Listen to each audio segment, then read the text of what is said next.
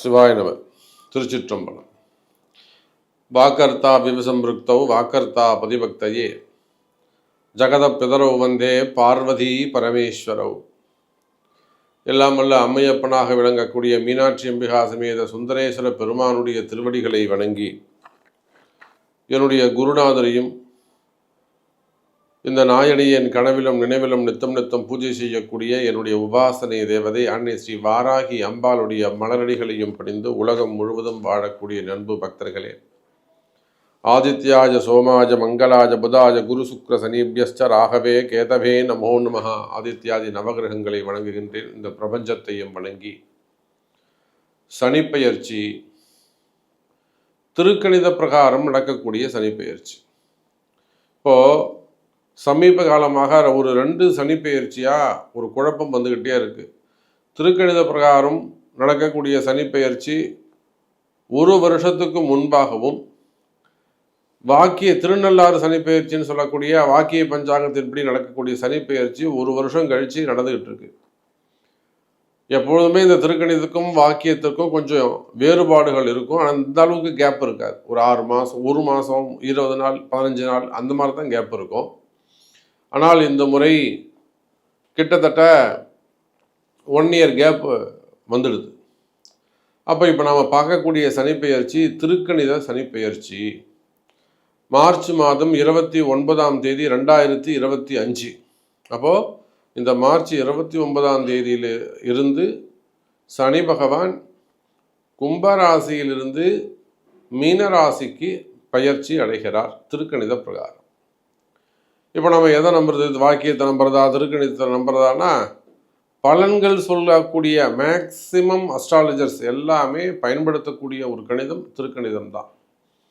கோவில் அனுஷ்டானங்கள் எல்லாம் வாக்கியத்தின்படி நடக்கிறது. அதனால் இது கிட்டத்தட்ட ஒரு 80% இந்த சனிப்பெயர்ச்சி உங்களுக்கு பொருந்தும். உலகம் முழுவதுமே பொருந்தும். சரி, சனிப்பெயர்ச்சி உலகம் முழுவதும் வாழக்கூடிய நண்பு பக்தர்களை நீங்கள் எல்லாம் ஆவலோடு எதிர்பார்த்து காத்திருக்கக்கூடிய சனிப்பெயர்ச்சி. மெயினாக எந்த பயிற்சிக்கும் இல்லாத ஒரு மிகப்பெரிய ஒரு எதிர்பார்ப்பு சனி பயிற்சிக்கு இருக்கும். காரணம் என்னென்னா, அவன் கஷ்டப்பட்டு இருப்பான், அழுதுன்னு இருப்பான், வெளியே சொல்ல முடியாமல் குமுறிண்டு இருப்பான். ஐயோ, கட்டி போட்ட மாதிரி இருக்குது சாமி, எனக்கு என்னை உட்கார வச்சு அப்படியே கட்டி போட்ட மாதிரி இருக்குது சாமி, என்னால் எழுந்து ஓடணும். நான் ஒரு 82 வயசு தாத்தா சொல்கிறாரு அன்றைக்கி, எனக்கு வருமானமே இல்லை சாமி, எனக்கு வருமானமே இல்லையே. 82 வயசுல உங்களுக்கு என்ன வருமானம்?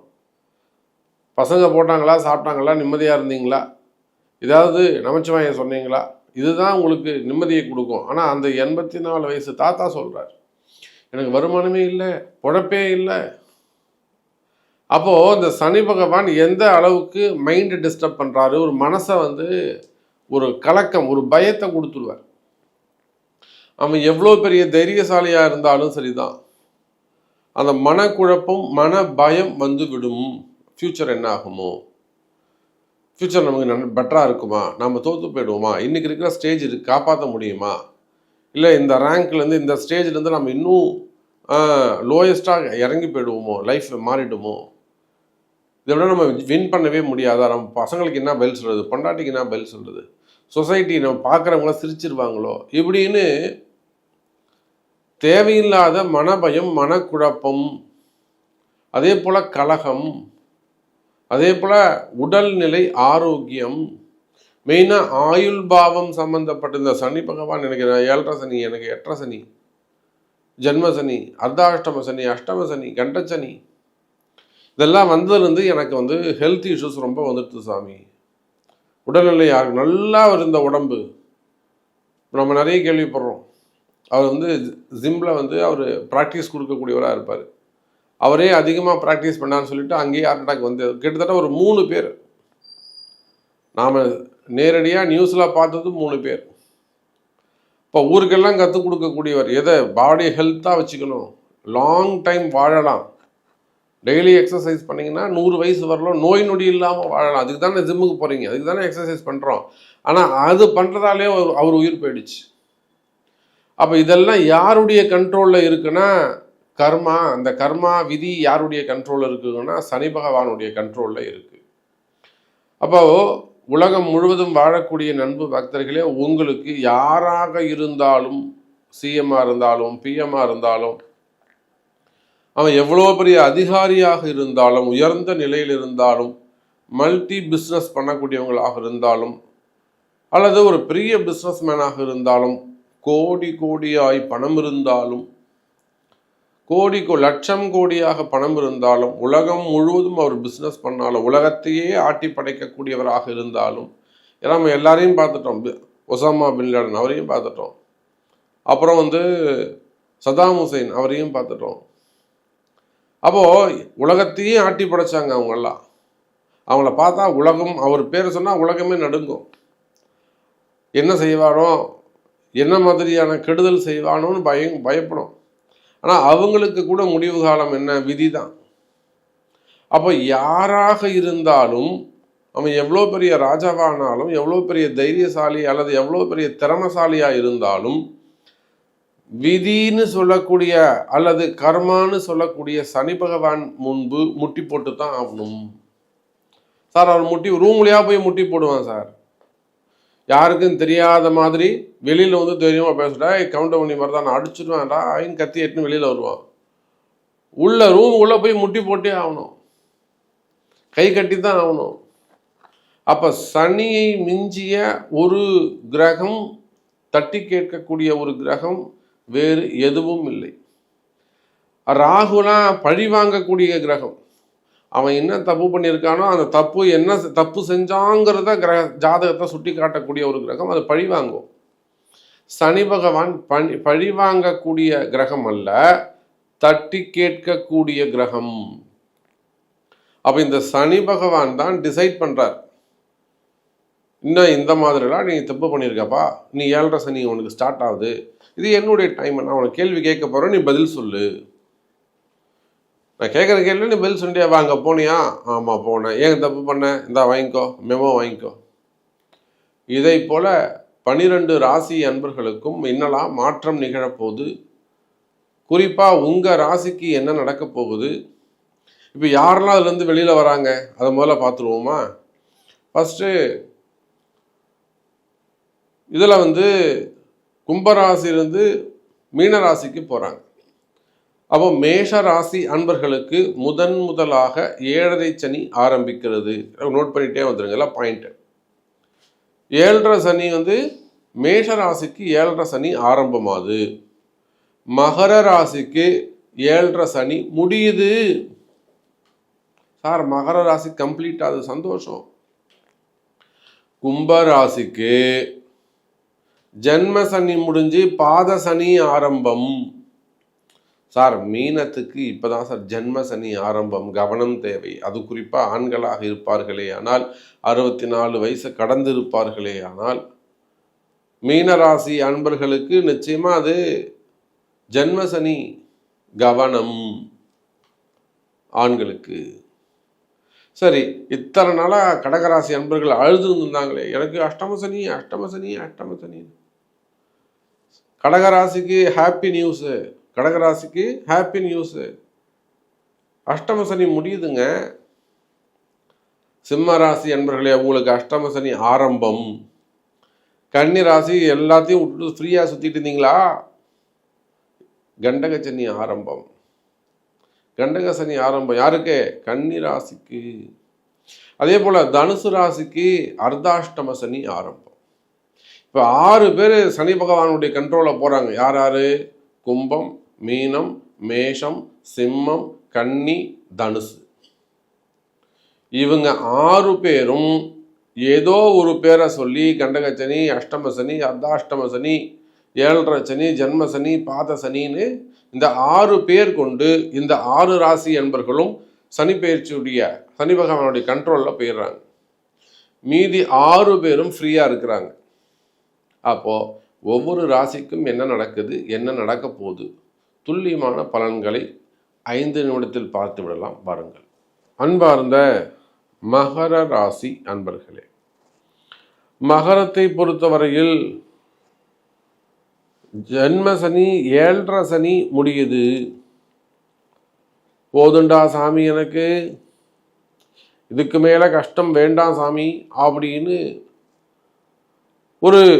ரொம்ப நாளாக கட்டி போட்டிருந்த ஒரு குழந்தைய ஒரு சேரில் உட்கார சொல்லிட்டோம். அது ஓடி ஆடி விளையாடக்கூடிய ஒரு குழந்தைய ஒரு சேர்ல உட்கார வச்சுட்டு கீரை இறங்கினா அடிச்சிருவேன்னு மிரட்டி வச்சிருந்தா, இப்போ இறங்கி போன்னு சொன்னோன்னு எப்படி விட்ட உடனே இறங்கி குடு குடு குடு குடுன்னு அது அம்மா கிட்ட ஓடுமோ, அதை போல இத்தனை நாள் சனி பகவானுடைய சிறையில் அல்லது சனி பகவானுடைய கண்ட்ரோலில் இருந்த மகர ராசி அன்பர்களே, உங்கள் அனைவருக்கும் விடுதலை. சார், ஏப்ரல் 1ஆம் தேதியில இருந்து உதயமாகக்கூடிய சூரிய உதயம் உங்கள் வாழ்க்கையில் விடுதலைக்கான உதயம். அந்த சூரிய உதயம் அருணோதயமாக மாறப்போகுது. கம்ப்ளீட்டாக இந்த 7.5 சனியை எந்த அரியர்ஸும் வைக்காம நீங்கள் இந்த 7.5 சனியை ப்ராப்பராக கம்ப்ளீட் பண்ணிட்டீங்க. இதில் அவங்களுக்கு நிறைய ஏற்ற இறக்கங்கள் வந்திருக்கும், உடல் உபாதைகள் வந்திருக்கும், உடல்நல குறைவுகள் ஏற்பட்டிருக்கும், நிறைய கலகங்கள், பிரிவுகள், குடும்பத்தில் நிறைய மனக்கசப்புகள், இன்னும் சொல்லப்போனால் குடும்பமே சதஞ்சு சன்னாபரணம் மாறுது, ஒன்று ஒரு பக்கமாக போகிறது, கௌரவம் உடஞ்சி போகிறது, கடன் சுமைகள், கடன் பிரச்சனைகள், வம்பு வழக்குகள், இருந்த இடத்தெல்லாம் விற்கிறது, இன்னும் கூட கடனை கொடுக்க முடியாமல் இருக்கிறது, வருமான குறைவு, செய்யக்கூடிய வியாபாரங்களில் நஷ்டம், மெயினாக கடன் சுமைகள், கடன் பிரச்சனைகள், வம்பு வழக்குகள், அதே போல் மனசில் குழப்பம், மனபயம், மெயினாக பிறரால் வரக்கூடிய சாபங்கள், கண்ணுக்கு தெரியாமல் வரக்கூடிய மறைமுகமான தோஷங்கள், மறைமுகமான கஷ்டங்கள், செய்வினை கோளாறுகள், மந்திர மாந்திரீக சூழ்ச்சிகள், இதெல்லாம் மகர ராசியை ஒரு வழி பண்ணியிருக்கோம். மகர ராசி அன்பர்களை ஒரு வழி சதைச்சு சின்னாபின்னமாக்கி இருக்கும். அப்போ இந்த மாதிரியான கஷ்டங்களில் இருக்கக்கூடிய எனதருமை மகர ராசி அன்பர்களே, உங்களுக்கெல்லாம் அற்புதமான காலம். நீங்கள் எந்த அளவுக்கு வாழ்க்கையில் கஷ்டப்பட்டுருக்கிறீங்க, வேலையை விட்டுட்டு வேலையை தேடிக்கிட்டு இருக்கீங்களா, புதிய வேலை கிடைக்கணுமா, நிச்சயமாக வேலை கிடைக்கும். இல்லை சாமி, நான் இத்தனை லட்சம், நான் மாதம் 2 லட்ச ரூபா சம்பளம் வாங்கினேன், நான் மாதம் 1 லட்ச ரூபா சம்பளம் வாங்கினேன், இப்போ கூப்பிட்றவங்களே எனக்கு 40,000 தரேன். முதல்ல அந்த 40,000 போய் சேருங்க, ஒரு அதிர்ஷ்டம் வரட்டும். அப்புறம் அந்த 40,000லேருந்து படிப்படியாக திரும்பவும் 0லேருந்து வாங்க. இதுதான் சாமி வழிகாட்டுதல். அப்போ வேலை கிடைக்காதவங்களுக்கு வேலை கிடைக்கும். வருமானமே நின்று போன, வருமானம் தடைப்பட்ட மகர ராசி அன்பர்களுக்கு வருமானம் வரத் தொடங்கும். நீங்கள் எந்த இடத்துல, எந்த தொழில், எந்த வியாபாரம் செய்பவராக இருந்தாலும் சரிதான், உலக நாடுகள் முழுவதும், பிரபஞ்சம் முழுவதும், நீங்கள் எந்த பூமியில் எங்கே இருந்தாலும் சரிதான், மகர ராசியாக இருப்பீர்களே ஆனால் புதிய வாழ்க்கை தொடக்கம். இப்போதான் உங்களுக்கு புதிய வாழ்க்கை தொடக்கம். இனிமே தான் உங்களுக்கு லைஃபே இருக்கு. அந்த அளவுக்கு புதிய வாழ்க்கை தொடங்கப்பட போகிறது மகர ராசி அன்பர்களே. நல்ல முன்னேற்றம் இருக்கு. அதே போல் கஷ்டங்கள் விலகும், திருமண யோகங்கள் நடக்கும். இன்னும் சொல்லப்போனால் பிரிந்த உறவுகள் எல்லாம் மீண்டும் ஒன்று சேருவதற்கு வாய்ப்புகள் உண்டு. காதலர்கள், காதல் திருமணங்கள் இவையெல்லாம் கூட கைகூடும். இன்னும் சொல்லப்போனால் மறைமுகமான ஒரு சில விஷயங்கள்லாம் கூட ரகசியமாக நடந்தேறும் என்பதை சொல்லிக்கொண்டு மீண்டும் ஒரு அற்புதமான பதிவில் சந்திக்கிறேன். நன்றி. நமச்சிவாயம். ஜெய் வராகி. ஜெய் ஜெய் வராகி.